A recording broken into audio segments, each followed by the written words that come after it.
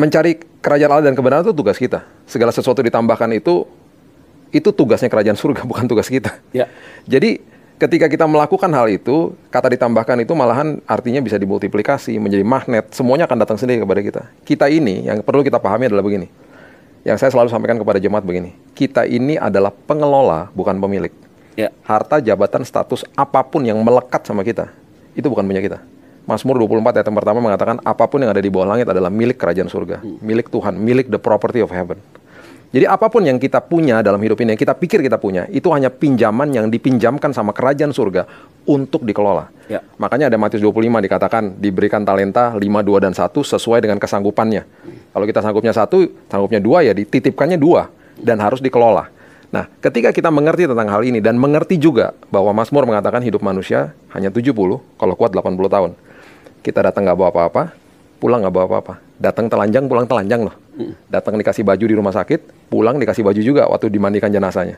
Betul-betul nggak bawa apa-apa. Jadi selama hidup ini kita harus mengerti bahwa kita ini adalah steward, pengelola, bukan owner, bukan pemilik. Ketika kita mengerti tentang kebenaran ini, kita merdeka. Kita nggak akan banding-bandingkan hidup kita sama orang lain. Nggak capek jadi, Mas? Nggak capek.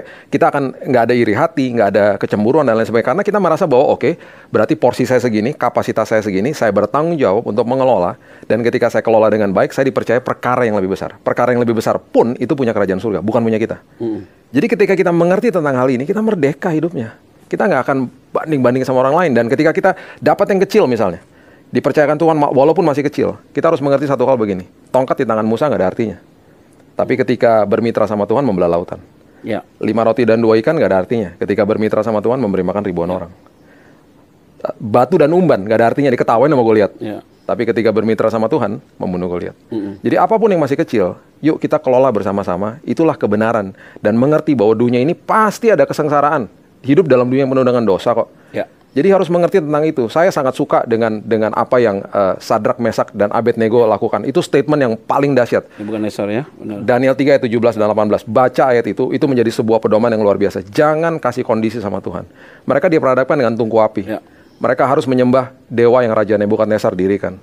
Pernyataan mereka cuma begini. Kami tahu bahwa Tuhan kami sanggup menolong kami, melepaskan kami dari tungku api. Kita kalau baca di sekolah minggu kan kita udah tahu ujung-ujungnya kan disertai sama malaikat Tuhan. Ya. Mereka mana tahu. Ya.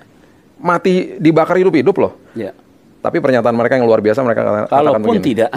Kalaupun tidak.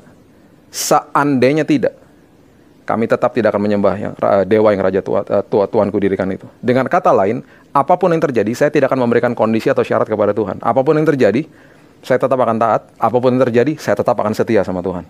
Ya. Karena kedaulatan Tuhan adalah kedaulatan Tuhan. Rencana Tuhan bukan rencana saya. Jalan Tuhan bukan jalan saya. Apapun yang dia lakukan, pasti ujungnya terbaik bagi saya.